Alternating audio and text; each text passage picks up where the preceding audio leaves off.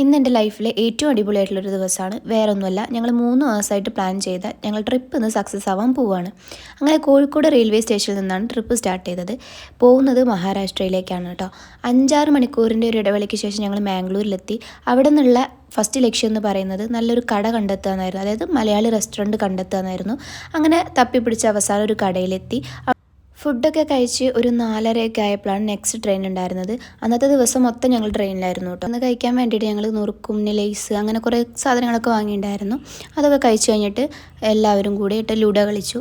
അങ്ങനെ ലുഡോ കളി കഴിഞ്ഞപ്പോൾ പിന്നെ എന്നാൽ പുറത്തത്തെ കാഴ്ച കാണാമെന്ന് വെച്ചിട്ട് ഞങ്ങൾ പുറത്ത് ഡോറിൻ്റെ അവിടെ വന്ന് നിന്നു കേട്ടോ. എന്ത് രസമായിരുന്നു.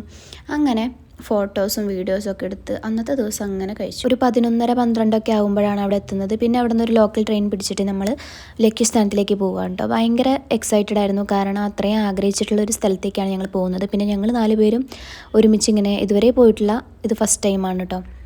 അവസാനം ഞങ്ങളുടെ ഡ്രീം പ്ലേസിലേക്ക് എത്തിയിട്ടുണ്ട് കേട്ടോ. ലൈഫിൽ ഒരു വട്ടമെങ്കിലും ഇവിടെയൊക്കെ പോകണമെന്നേ ഞാൻ പറയുള്ളൂ, കാരണം അത്ര അടിപൊളിയായിരുന്നു. ഞാൻ ഒരുപാട് റീൽസൊക്കെ കണ്ട് സേവ് ചെയ്തിട്ടുള്ള കേട്ടോ ഈ സ്ഥലം.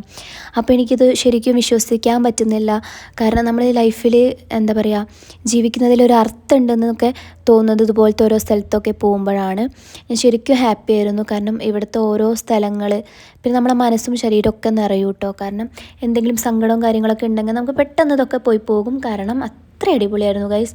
നിങ്ങൾ ലൈഫിൽ ഒരിക്കലും ഇത് മിസ്സാക്കരുത്. നൈറ്റ് വ്യൂ ആണെങ്കിലും എല്ലാം അടിപൊളിയായിരുന്നു.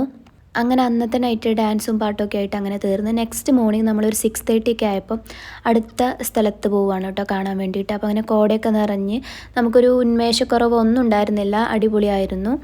പിന്നെ നമ്മൾ പോകുന്നത് റിവേഴ്സ് വാട്ടർഫോൾസിലേക്കായിരുന്നു കേട്ടോ. അവിടുത്തെ കാഴ്ച എന്ന് പറഞ്ഞാണ്ടല്ലോ ഒന്നും പറയാനല്ല, നമ്മുടെ ഫേസിലേക്ക് ഇങ്ങനെ ആ വെള്ളം വന്നിടിക്കുമ്പോഴുള്ള ഒരു ഫീൽ എന്ന് പറയണത് വേറെ തന്നെയായിരുന്നു. അപ്പോൾ ഇതൊന്നും ആരും മിസ്സാക്കേണ്ട, വേഗം മഹാരാഷ്ട്രയ്ക്ക് വിട്ടോട്ടോ. അപ്പോൾ ഓക്കെ, ബായ്.